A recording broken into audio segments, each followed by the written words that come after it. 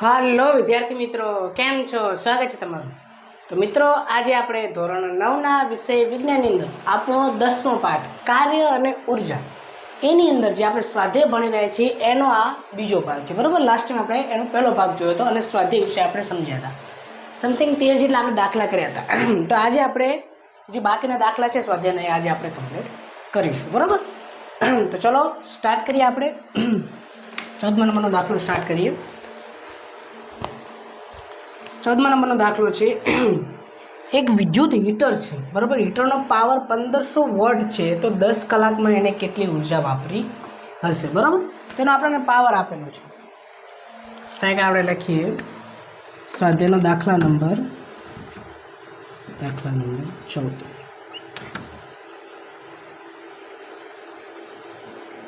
ચલો, એનો પાવર આપેલો છે પી બરાબર કેટલો આપેલો છે? 1500 વોટ. અને બીજું ટી આપણને સમય આપેલો છે કેટલું? 10 કલાક.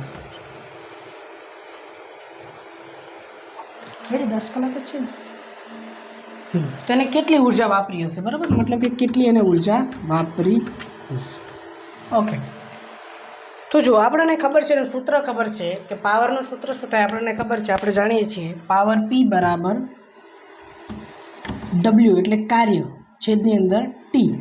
બરાબર, હવે ડબલ્યુ એટલે કાર્યની અંદર કઈ વસ્તુ રૂપાંતરિત થઈ હશે? ઉર્જા હશે, એ જ કાર્યમાં રૂપાંતરિત થઈ હશે. તો આપણે ડબલ્યુની જગ્યાએ શું લખી શકીએ? ઉર્જા લખી શકીએ. તો E/T. રેડી? તો આપણે શું શોધવાની? ઉર્જા શોધવાની. તો ટી આઈ કે એ ગુણાકારમાં જતું રહેશે પી જોડે, તો શું થઈ જશે? E બરાબર PT. રેડી? ચલો, તો E બરાબર પીની વાત કરીએ. પી કેટલું પાવર કેટલો હોય? 1500 વોટ. 1500 વોટ અને સમય કેટલો છે? 10 કલાક. રેડી? અવર લખી દો. હવે જો 1500 વોટ એ 1500 વોટને આપણે આને જે બે ઓપ્શન છે, કાં તો આપણે એને શું લખીએ, કાં તો આપણે એને યુનિટમાં લખીએ, યુનિટમાં ઉર્જા ગોતીએ. બરાબર, જે આપણું કિલોવોટ અવર છે, કાં તો યુનિટમાં બનાવીએ, નકા આપણે જૂલમાં ગોતીએ. આપણે કંઈ કીધું નથી કે તમે જૂલમાં ગોતો કે યુનિટમાં ગોતો. બરાબર, યુનિટમાં આપણે થોડું સરળ પડશે તો આપણે ગોતીએ. તો યુનિટમાં ગોતવા માટે શું હોવું જોઈએ? તો કે જે આપણો પાવર હોય કિલોવોટમાં હોવો જોઈએ અને સમય અવરની અંદર હોવો જોઈએ. બરાબર, તો અવરની અંદર તો છે જ, પણ આ શું છે? કિલોવોટની અંદર નથી. તો આને આપણે કિલોવોટ બનાવી દઈએ. શું થઈ જશે? 1.5 થઈ જશે. બરાબર, 1.5 કિલોવોટ. પણ ભેગા 10 ગણા એટલે કેટલા થઈ જશે? 15 કિલોવોટ. રેડી? કેટલું થઈ જશે? 15 કિલોવોટ. કેટલું થઈ જશે? 15 કિલોવોટ અવર. તો શું થશે? આટલી ઉર્જા વપરાશે. અને જો જૂલમાં પૂછ્યું હોય તો આપણે એને જૂલમાં કન્વર્ટ કરી શકીએ. બરાબર, તો આટલી ઉર્જા વપરાશે હીટર દ્વારા. રેડી? ઓકે, ચલો નેક્સ્ટ દાખલો જોઈએ. 15મા નંબર.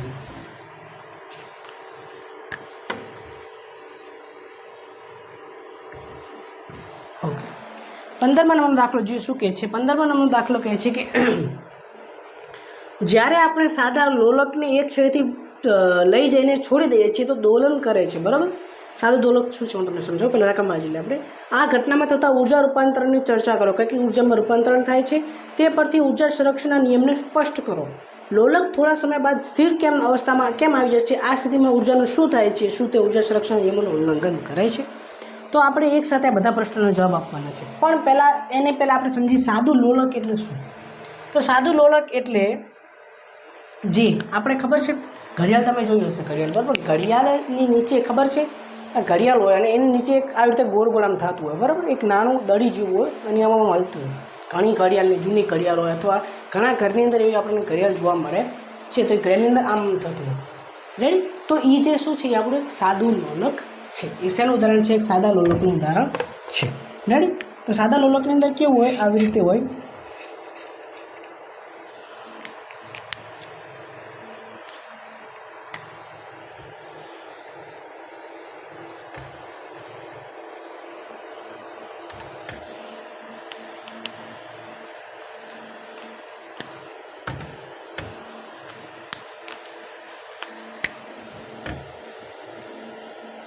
આ રીતે સાદું લોલક કેવું હોય? આવી રીતે આમથી આમ આટલે આવે, પછી આમ જાય, આમ જાય, આમ જાય, એમ ગોળ ગોળ ફરે. બરાબર, તમે એક પ્રકારની દડી લઈ લો અને પછી એને દોરી અંદર ભીડાઈ દો, પછી આમ કરો તો એ રીતે શું બની જાય? આપણું સાદું લોલક. એક આધાર દ્વારા શું હોય? ચોટેલું. આ આધાર હોય, અહીંયા કર શું દોરી ચોટેલી હોય, દોરી હોય ને શું એક દડી પ્રકારનું વસ્તુ કરે. તો આપણું બની ગયું સાદું લોલક. હવે સાદા લોલકની અંદર કેવું થાય, કેમ કઈ રીતે ઉર્જા રૂપાંતર થાય? તો જો તમે એને મૂકશો ને સાદા લોલકને, તો સાદા લોલકને મૂકશું એટલે તમે શું કરશો, પહેલાં અહીંથી એમ પકડશું એટલે એ દરમિયાન શું થશે, એમાં સ્થિતિ ઉર્જા ઉત્પન્ન થશે. શું થશે? સ્થિતિ ઉર્જા ઉત્પન્ન થશે. હવે જેવું તમે મૂકશો તો એવું શું થશે, આ સ્થિતિ ઉર્જા ગતિ ઉર્જામાં રૂપાંતર પામવાનું થશે. શું થશે? સ્થિતિ ઉર્જા ગતિ ઉર્જાની અંદર રૂપાંતરિત પામે છે. તો આ સ્થિતિ ઉર્જા ગતિ ઉર્જા અંદર રૂપાંતરિત પામે એટલે ધીરે ધીરે શું થાય, તો ધીરે ધીરે આટલેથી માન લો આટલે સ્થિતિ ઉર્જા કેટલી છે, આટલે જે છે ને આટલી સ્થિતિ ઉર્જા મહત્તમ હશે. સ્થિતિ ઉર્જાને હું યુ કહી દઉં. યુ બરાબર કેટલું હશે, મેક્સિમમ, વધારેમાં વધારે હશે. અને કે એટલે ગતિ ઉર્જા કેટલી હશે, 0 હશે. કંઈ નહીં હોય. પણ ધીરે ધીરે જેમ જેમ આગળ વધશે ને તો આની અંદર શું થશે, ધીરે ધીરે યુ ઘટતું જશે અને કે વધતું જશે. ગતિ ઉર્જા ઘટતી, સ્થિતિ ઉર્જા ઘટતી જશે અને એનું રૂપાંતર શેમાં થતું જશે, ગતિ ઉર્જાની અંદર થતું જશે. સ્થિતિ ઉર્જાનું રૂપાંતર ગતિ ઉર્જાની અંદર થશે, પણ કુલ ઉર્જા કેવી રહેશે, કુલ ઉર્જા અચળ રહેશે, કુલ ઉર્જા બદલાશે નહીં. બરાબર? સ્થિતિ ઉર્જા માન લો કે કેટલી હોય, 10 જૂલ હશે, તો વચ્ચે આવશે ને તો જો કેટલી થઈ જશે, સ્થિતિ ઉર્જા 8 જૂલ થઈ જશે, ગતિ ઉર્જા 2, તો કેટલો સરવાળો થઈ ગયો, 10 થઈ ગયો. રેડી? તો કેટલો રહેશે, જે ઉર્જા છે કુલ ઉર્જા તો અચળ જ રહેશે, બદલાશે નહીં. તો શું થશે, જો તમે એકને ધીરે ધીરે આટલે વચ્ચે પહોંચશે ને તો એકને શું જોવા મળશે, 2 વસ્તુ જોવા મળશે. એકને આપણે સ્થિતિ ઉર્જા જોવા મળશે ને ગતિ ઉર્જા, બંને વસ્તુ પણ જોવા મળશે. આટલે હવે જ્યારે પોતાના મધ્યમન સ્થાને આવી જાય, બરાબર, મધ્યમન સ્થાને આવી જશે ત્યારે આપણે શું જોવા મળે, માત્ર ને માત્ર શું જોવા મળે, માત્ર ને માત્ર આપણને જોવા મળે કે ગતિ ઉર્જા શું જોવા મળે, મેક્સિમમ જોવા મળે. સ્થિતિ ઉર્જા શું જોવા મળે, 0 જોવા મળે. આટલે વચ્ચે આવી જાય એટલે સ્થિતિ ઉર્જા જોવા મળે નહીં. અને ગતિ ઉર્જા શું જોવા મળશે, વધારેમાં વધારે, જેટલી હતી બધી આમાં રૂપાંતરિત થઈ જાય. એટલે માન લો આપણે કહી દઈએ 10 જૂલ, બરાબર, 10 જૂલ શું થઈ ગઈ, ગતિ ઉર્જા. હવે શું થશે, પાછું વળીને આવી જશે ને તો એ દરમિયાન શું થશે, ફરીથી ગતિ ઉર્જાનું સ્થિતિ ઉર્જામાં રૂપાંતર ચાલુ થઈ જશે. શું થઈ જશે, ગતિ ઉર્જા હશે આપણે ફરીથી સ્થિતિ ઉર્જામાં રૂપાંતર પામશે અને સ્થિતિ ઉર્જા અંદર રૂપાંતર પામશે. એટલે વચ્ચે તમે જોશો તમને 2 વસ્તુ મળશે. કઈ 2 વસ્તુ, સ્થિતિ ઉર્જા અને ગતિ ઉર્જા. ગતિ ઉર્જા હશે એનું પાછું ફરી સ્થિતિ ઉર્જામાં રૂપાંતર પામશે. અને આટલે પહોંચશે એટલે તમારી બધી ગતિ ઉર્જા શેમાં બની જશે, બધી તમારી ગતિ ઉર્જા સ્થિતિ ઉર્જા બની જશે. એટલે યુ ફરતી શું થઈ જશે, તમારું મેક્સિમમ થઈ જશે અને કે શું થઈ જશે, તે મારું 0 થઈ જશે. બરાબર? સેમ ટુ સેમ આના જેવું. અને ફરીથી પાછું શું થશે, અહીંથી ઊંધું આવશે એટલે પાછી આ જે સ્થિતિ ઉર્જા છે એનું રૂપાંતર ગતિ ઉર્જા અંદર વચ્ચે થશે. વચ્ચે પછી પાછું ગતિ ઉર્જા મેક્સિમમ થઈ જશે. પાછું વળી શું થશે, ગતિ ઉર્જા ઘટશે અને બધું રૂપાંતર સ્થિતિ ઉર્જા અંદર થઈ જશે. સ્થિતિ ઉર્જા, ગતિ ઉર્જા, સ્થિતિ ઉર્જા, સ્થિતિ ઉર્જા, ગતિ ઉર્જા, સ્થિતિ ઉર્જા. વચ્ચે શું હશે, સ્થિતિ ઉર્જા અને ગતિ ઉર્જા બંને હશે. અને આટલે સ્થિતિ ઉર્જા અને આટલે શું હશે, ગતિ ઉર્જા. તો આ રીતે કંઈક થાય છે. તો શું થાય છે, સાદા લોકની અંદર શું થાય છે, સતત સ્થિતિ ઉર્જાનું ગતિ ઉર્જામાં, ગતિ ઉર્જાનું સ્થિતિ ઉર્જામાં રૂપાંતરણ થતું રહે છે, પણ કુલ ઉર્જા કેવી રહે છે, અચળ રહે છે, ઉર્જા બદલાતી નથી. તો મને કહો, આને તમે થોડીક વાર મૂકી રાખો એટલે આ વસ્તુ શું થઈ જાય, સ્થિર થઈ જાય. તેનું સ્થિર થવાનું કારણ શું, તમે કહો કે ઉર્જા છે અચળ રહે છે, ઉર્જા બદલાતી નહીં, તો એનો અર્થ ભમભમ જ કરવું જોઈએ. તો શા માટે સ્થિર થઈ જાય છે, તો સ્થિર થવાનું મેઇન કારણ એ છે કે જે છે આ ગતિ કરે છે, ગતિ દરમિયાન શું થાય છે, હવા છે, હવાનું શું લાગે, અવરોધ લાગે. હવા શું લાગે, અવરોધ લાગે. હવાનો અવરોધ લાગે પછી અહીંથી પણ શું થાય, તણાવ બળ લાગે. તણાવ બળ, ખેંચાણ બળ લાગે. ખેંચાણ બળ લાગવાને કારણે શું થાય છે, ઉર્જા વ્યય પામે છે. શું થાય છે, ઉર્જા વ્યય પામે છે. નાશ પામતી નથી, પણ ઉર્જાનો શું થાય, વ્યય થાય. વ્યય એટલે પણ બીજી જગ્યાએ એ નીકળી જાય. બરાબર? તો ઉર્જા શું થાય, વ્યય થાય છે. એટલે અહીં ઉર્જા નાશ નહીં થતો, પણ ઉર્જા વ્યય થાય.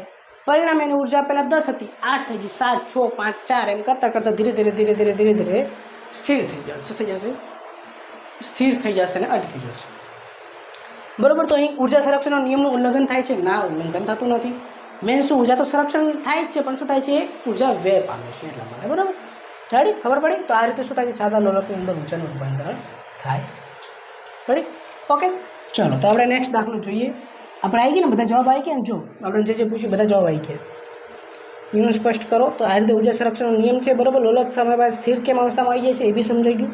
આ સ્થિતિમાં ઉર્જાનું શું થાય છે, ઉર્જા થોડીક વ્યય પામે છે, ઉર્જા સંરક્ષણ નિયમનું ઉલ્લંઘન થાય છે, ના, ઉલ્લંઘન થતું નથી. રેડી? ચલો હવે 16મા નંબરનો દાખલો જોઈએ આપણે.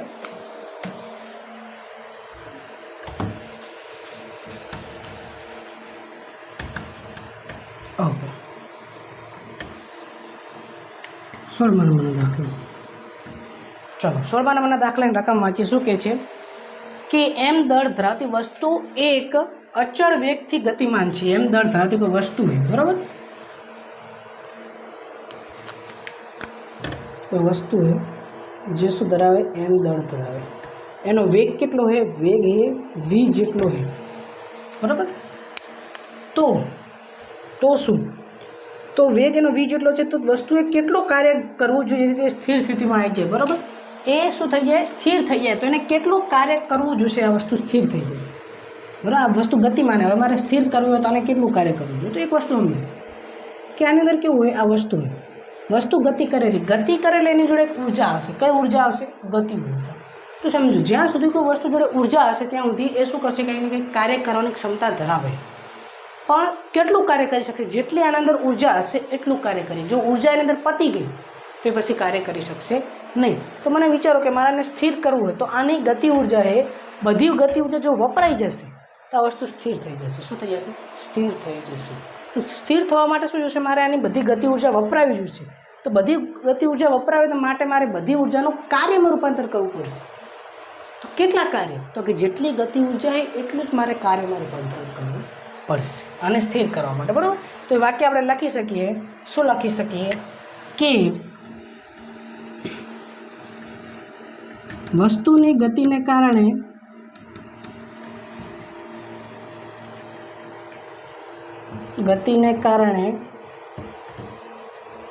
ગતિ ઉર્જા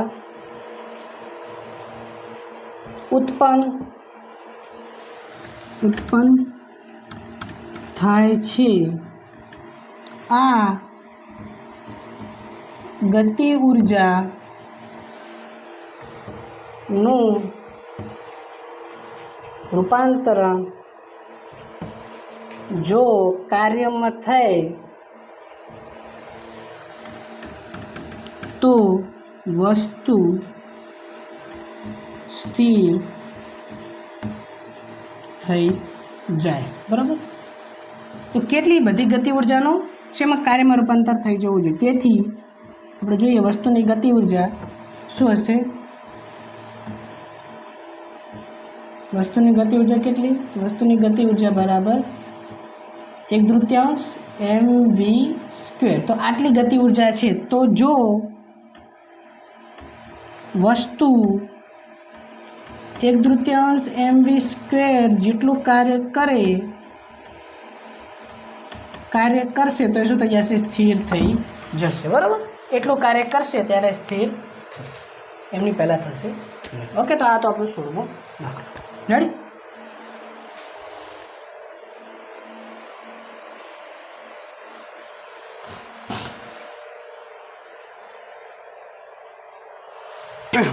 ઓકે, સોરી। હવે જો આપણે 17મા નંબરનો દાખલો,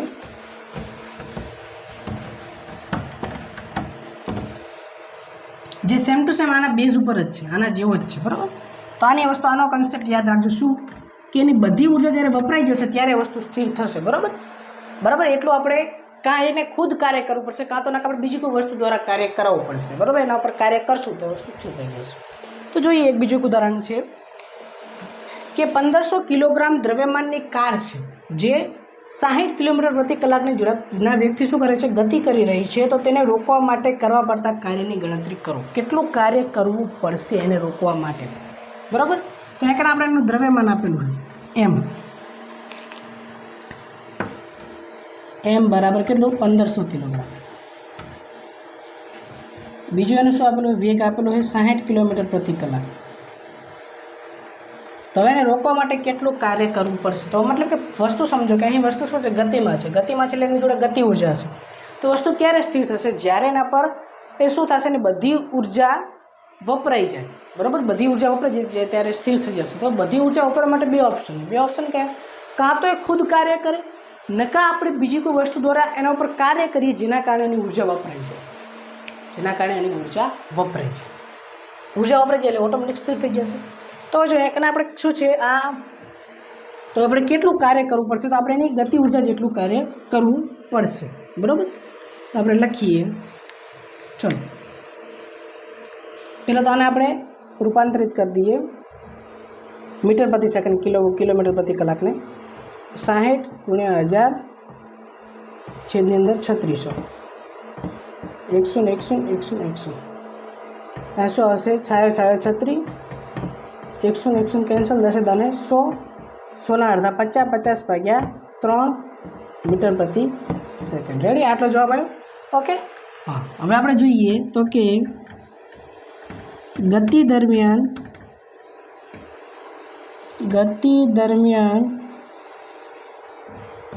ગતિ ઉર્જા ઉત્પન્ન થાય છે. બરાબર? જો આ ગતિ ઉર્જા જેટલું કાર્ય કરવામાં આવે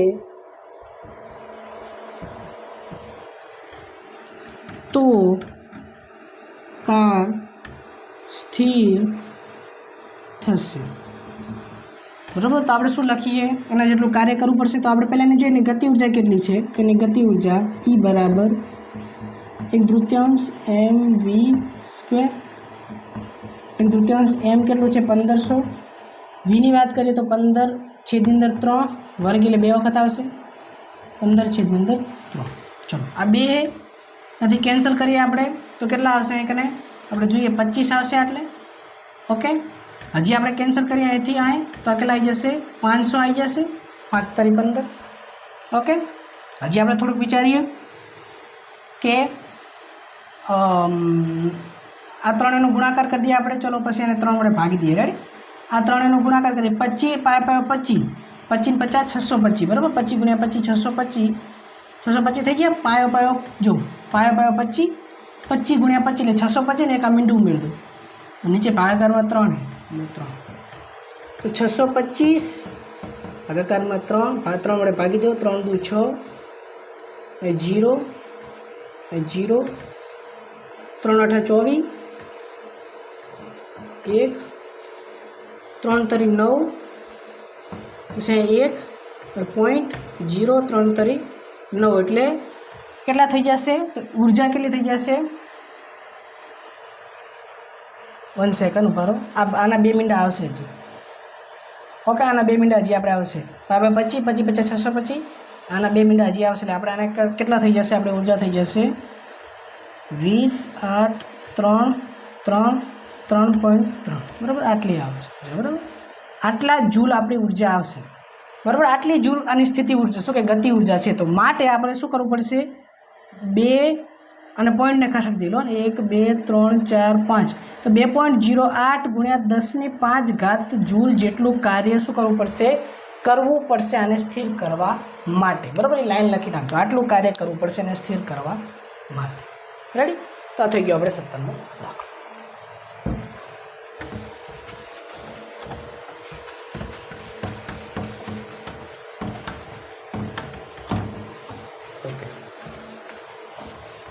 હવે જોઈએ આપણે 18મા નંબરનો દાખલો. ચલો એ આપણને શું કહે છે? તો 18મા નંબરનો દાખલો આપણને કહે છે કે નીચે આપેલ દરેક સ્થિતિ માટે m દ્રવ્યમાનની કોઈ વસ્તુ આપેલ છે, એના પર f જેટલું બળ લાગી રહ્યું છે. બરાબર? તો સ્થાનાંતર દિશા કઈ દિશામાં? પશ્ચિમથી પૂર્વ તરફ થાય છે, જે એક લાંબા તીર વડે આપણને દર્શાવેલ છે. બરાબર? આકૃતિ અંદર દર્શાવેલું છે. તો ચિત્રને ધ્યાનપૂર્વક જુઓ અને બતાવો કે દરેક કિસ્સામાં કરેલ કાર્ય ઋણ છે, ધન છે કે શૂન્ય છે. હવે એક વસ્તુ સમજી લેજો કે કાર્ય મેં જ્યારે ચલાવ્યું ત્યારે મેં તમને સમજાવ્યું હતું કાર્ય ક્યારે જ થાય. તો કાર્યનું સૂત્ર આપણને ખબર છે. કાર્યનું સૂત્ર શું છે? W = F × S. બરાબર? હવે એમાંથી આ શું છે? રાશિ, સદિશ રાશિ છે અને આ સદિશ રાશિ. તો જો વાત કરીએ એફની વાત કરીએ તો એફ છે ને, એફ એ દિશા ધરાવે અને આ પણ શું પોતે દિશા ધરાવે. જ્યારે બંને સમાન દિશામાં હશે, શું હશે? એક જ દિશામાં હશે. સમાન દિશામાં હશે. મતલબ કે જો બળ આ દિશામાં થતું હોય અને કાર્ય પણ શું કહે સ્થાનાંતર પણ આ દિશામાં થતું હોય. એસ એ આ બાજુ, એફ એ આ બાજુ. જો બંને સેમ હશે ત્યારે એ દિશામાં મળતું કાર્ય શું હશે? ધન હશે. શું હશે? ધન હશે. બીજું શું કે માની લો બંને વિરુદ્ધ દિશામાં હશે. શું હશે? વિરુદ્ધ દિશામાં હશે. વિરુદ્ધ દિશામાં મતલબ કે બળ આ દિશામાં લાગતું હોય તો સ્થાનાંતર આ દિશામાં થતું હોય. બળ આ દિશામાં, સ્થાનાંતર આ દિશામાં. તો એવા કિસ્સાની અંદર કાર્ય કેવું હશે? ઋણ હશે. કેવું હશે? ઋણ હશે. પણ જો બંનેની દિશા કેવી હોય? જુદી જુદી હોય. જુદી જુદી મતલબ કે જો બળ આમ લાગતું હોય અને સ્થાનાંતર આ બાજુ થતું હોય, બળ આ બાજુ, સ્થાનાંતર આ બાજુ, તો બંનેની દિશા જ કંઈક અલગ છે. આ બાજુ જાય અને આ બાજુ જાય, ઊંધી જ દિશા હોય, બરાબર, વિરુદ્ધ નહીં પણ અલગ દિશા. તો બંનેની દિશા અલગ અલગ હોય તો એ કિસ્સામાં કાર્ય થશે નહીં. કાર્ય શું થશે? શૂન્ય થશે. કાર્ય શું થશે? શૂન્ય. શું થઈ જશે? શૂન્ય. તો એના આધારે આપણે આપણો પ્રશ્ન સોલ્વ કરીએ, જોઈએ. તો પહેલા કિસ્સામાં આપણે જોઈએ, પહેલા કિસ્સામાં તમે જોઈ શકો છો સ્થાનાંતર છે એને લાંબી તીર દર્શાવી, બરાબર. સ્થાનાંતરને ઉપર બળ લાગ્યું છે, બંનેની દિશા કેવી છે? જુદી જુદી છે. તો એ કિસ્સામાં કાર્ય શું થશે? શૂન્ય થશે. બીજા નંબરમાં જો બળ જે દિશામાં લાગે છે એ દિશામાં સ્થાનાંતર થાય છે, તો કાર્ય શું થશે? ધન થશે. ત્રીજા કિસ્સામાં જો તો બળ અને સ્થાનાંતર વિરુદ્ધ દિશામાં, તો કાર્ય કેવું થશે? ઋણ થશે. બરાબર. સોલ્વ થઈ ગયું. Okay, ready. તો અહીં કે 18નો પ્રશ્ન કમ્પ્લીટ. હવે આપણે 19માં જોઈએ.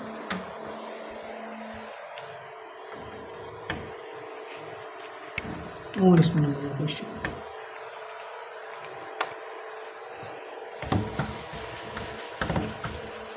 ઓકે, ચલો રકમ વાંચીએ. રકમ શું કહે છે કે સોની કહે છે, સોની શું કહે છે આપણને? સોની કંઈક કહે છે. સોની કહે છે કે કોઈ વસ્તુનો પ્રવેગ શૂન્ય હોઈ શકે, પછી ભલે તેના પર ઘણા બધા બળ કાર્ય કરી રહ્યા હોય, શું તમે એની વાતથી સહમત છો? હા તો કેમ, ના તો કેમ? તો એ વાત કરીએ, વાત સાચી. કેમ સાચી? તો એ શું કહેવા માગે કે કોઈ વસ્તુ છે એના પર ઘણા બધા બળ લાગતા હશે ને, તો પી એનો પ્રવેગ શૂન્ય હશે. પોસિબલ? હા પોસિબલ. કઈ રીતે સમજાવું તમને? એક વસ્તુ સમજો, મેં પહેલાં પણ સમજાવી લઈએ કે કોઈ વસ્તુ માની લો સ્થિર, એનો મતલબ એ તો નહીં કે એના પર કોઈ બળ નહીં લાગતું. માની લે આ વસ્તુમાં એક સ્થિર છે, બરાબર, એ નામની કોઈ વસ્તુ એક સ્થિર પડી, તો એનો અર્થ એ તો નહીં કે એના પર કોઈ બળ નહીં લાગતું. બળ લાગતું હશે, પણ એના પર લાગતું પરિણામી બળ શૂન્ય હશે. બળ લાગે પણ કુલ બળ શું હશે? 0 હશે. એટલા માટે વસ્તુ સ્થિર.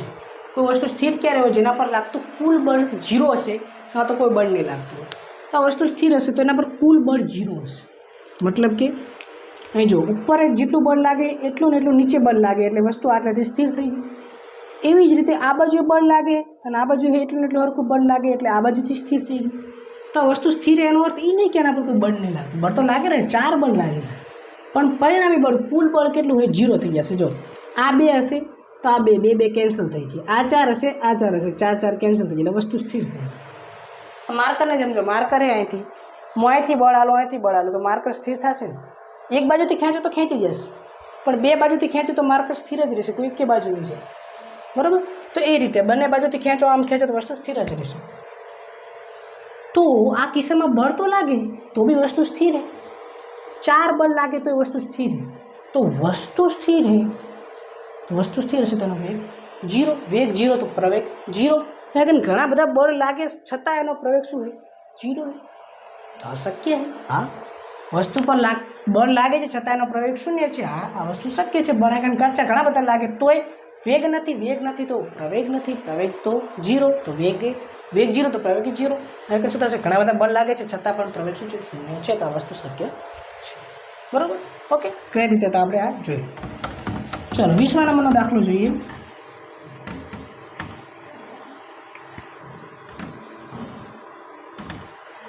ઓકે, 20મા નંબરનો દાખલો જોઈએ. દરેકનો પાવર 500 હોય તેવા 4 સાધનો છે. બરાબર. દરેકનો પાવર 500 હોય તેવા 4 સાધનો 10 કલાક માટે વાપરવામાં આવે છે, તો તેમના દર વપરાતી ઉર્જા કિલોવોટ અવરમાં શોધો. ચલો, તો 4 સાધન है, बराबर, इलेक्ट्रिक साधन है 4.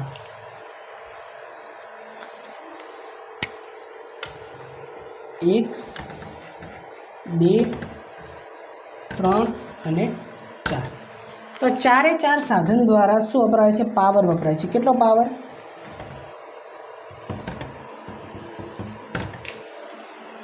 તો એનો પાવર કેટલો છે? 500 વોટ. આનો બી 500 વોટ, આનો બી 500 વોટ, આનો બી 500 વોટ, આનો બી 500 વોટ. ઓકે. હવે બીજું આપણે આપેલું સમય કેટલો આપેલો છે? 10 કલાક. કેટલો આપેલો છે?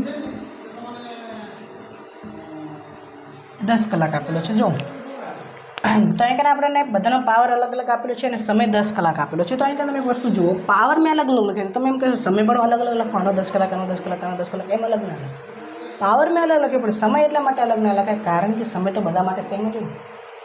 શું હોય? સેમ જ હોય. હું તમને એક વસ્તુ કહું કે 12 કપડાં ઉકળવાના, એક કપડાને ઉકાતા 1 કલાક લાગે છે, તો 10 કપડાં ઉકાતા કેટલા લાગે? એને 2 જ કલાક લાગશે. તો એવી જ રીતે 10 કલાક છે એ બધા માટે સેમ જ છે. એવું નહીં કે બધા માટે 10 કલાક અલગ, તો બધા માટે કલાક શું છે? સેમ છે. ઓકે, તો શું છે હવે આપણે જોઈએ એનો મતલબ કે કુલ કેટલી ઉર્જા વપરાઈ હશે સાધનો દ્વારા, કુલ કેટલી ઉર્જા વપરાઈ હશે આપણે જોવાનું છે. બરાબર, ઈ છે ને? તો વપરાતી ઉર્જા કિલોવોટ અવરમાં આપણે જો અહીં કન્ફર્મ કર્યું, જૂનું આપણે ગોતવાનું નહીં, કિલોવોટ અવર, બરાબર, તેમાં આપણે ગણવાની છે. ઓકે, તો આપણે જોઈએ અને કુલ પહેલાં કુલ પાવર જોઈ લઈએ. કુલ પાવર કેટલું? કુલ પાવર P બરાબર 500 500 500 500 એટલે કેટલા થઈ જશે? 4 હે ને, 4 સાધન હે, 4 અને 4નો પાવર કેટલો? 500, તો કેટલું થઈ જશે? 2000 વોટ, જેને આપણે કિલો વોટમાં ફેરવવું હોય તો 2 કિલો વોટ. બરાબર, 2 કિલો વોટ થઈ ગઈ. રેડી? તો કુલ પાવર થઈ ગયું. તો આપણને ખબર છે પાવરનું સૂત્ર શું છે? P બરાબર W/T. W એટલે કાર્ય, એ જ ઉર્જામાં રૂપાંતર પામ્યું હશે, ઉર્જા હશે જ કાર્યમાં રૂપાંતર પામ્યું છે, એટલે E/T. હવે ઈને આપણે એક રાખી દઈએ તો શું થઈ જશે? E બરાબર PT. પાવર કેટલો છે? E બરાબર પાવર છે 2 કિલો વોટ અને T સમય કેટલો છે? 10 કલાક, તો 10, તો E કેટલું થઈ જશે? અહીં કને અવર હે, બરાબર. તો કુલ ઉર્જા કેટલી થઈ જશે? ઉર્જા થઈ જશે 20 કિલો વોટ અવર. તો આપણો જવાબ શું આપશે? કુલ ઉર્જા કેટલી વપરાણી હશે? 20 કિલો વોટ અવર ઉર્જા વપરાણી હશે. રેડી? તો આ તો આપણો 20મો દાખલો.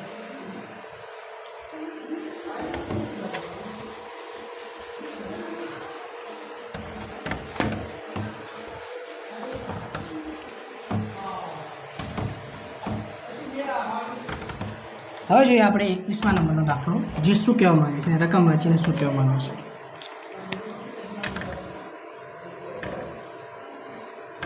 ચલો, 21મા નંબરનો દાખલો આપણને શું કહે છે? તો કહે છે રકમ વાંચીએ શું કહેવા માંગે છે. મુક્ત પતન કરતી એક વસ્તુ જમીન પર પડીને સ્થિર થઈ જાય છે, તો તેની ગતિ ઉર્જાનું શું થશે? તો આ વસ્તુ વિચારો જેવી કે વસ્તુ હોય, માન લો મૂકી, તો મૂકી એટલે અહીંયા તમે ઉપાડેલા સ્થિતિ ઉર્જા હશે. હવે સ્થિતિ ઉર્જાનું રૂપાંતર ગતિ ઉર્જામાં થયું, તો ગતિ ઉર્જાની અંદર રૂપાંતર થયું. આ વસ્તુ જમીનને અડી જાય તો એ ઉર્જા જઈ ક્યાં? એની ગતિ ઉર્જા હતી, ગઈ ક્યાં? કઈ જગ્યાએ ગઈ? કારણ કે ઉર્જા સંરક્ષણના નિયમ મુજબ ઉર્જાનો નાશ ના થાય, એવું તો હોય નહીં કે ઉર્જા નાશ થઈ ગઈ, તો એ ઉર્જાનો થશે શું? તો એ ઉર્જા છે ને, તો એ ઉર્જા અલગ અલગ સ્વરૂપે રૂપાંતરણ પામશે. કયા સ્વરૂપે? એક તો ધ્વનિ ઉર્જા સ્વરૂપે રૂપાંતરણ પામે, મતલબ કે ઉર્જા શું બની જાય? અવાજ આવે, બરાબર. કોઈ વસ્તુ ઉપરથી નીચે પડે આપણે શું આવે? અવાજ આવે. તો એનું શેમાં રૂપાંતરણ થઈ ગયું? ધ્વનિ ઉર્જામાં રૂપાંતરણ થઈ ગયું, બરાબર. બીજું શું થાય? બીજું શું કરે? જમીનમાં બહુ ભારી વસ્તુ તો ખાડો પાડે, તો ખાડો પાડે મતલબ કે એનું કાર્ય કર્યું, વસ્તુએ શું કર્યું? સ્થાનાંતરણ કર્યું, તો કાર્ય કર્યું. બીજું શું થાય? એની ઉર્જા પૃથ્વીની અંદર સમાઈ જાય. શેમાં સમાઈ જાય? પૃથ્વીની અંદર સમાઈ જાય. તે રીતે અલગ અલગ સ્વરૂપે ઉર્જા શું થાય છે? એની ગતિ ઉર્જા શું થાય છે? અલગ અલગ સ્વરૂપે રૂપાંતરિત થઈ જાય, પણ નાશ થાય નહીં. રાઈટ? તો આ તો આપણે 21મો દાખલો. તો આની સાથે આપણું સ્વાધ્યાય કમ્પ્લીટ થાય છે, બરાબર. તો આશા રાખું છું તમને આખા ચેપ્ટર અંદર ખબર પડી હશે. તમે આવ્યા, ભણ્યા, સમજ્યા, બદલ મારો થેન્ક યુ, આભાર.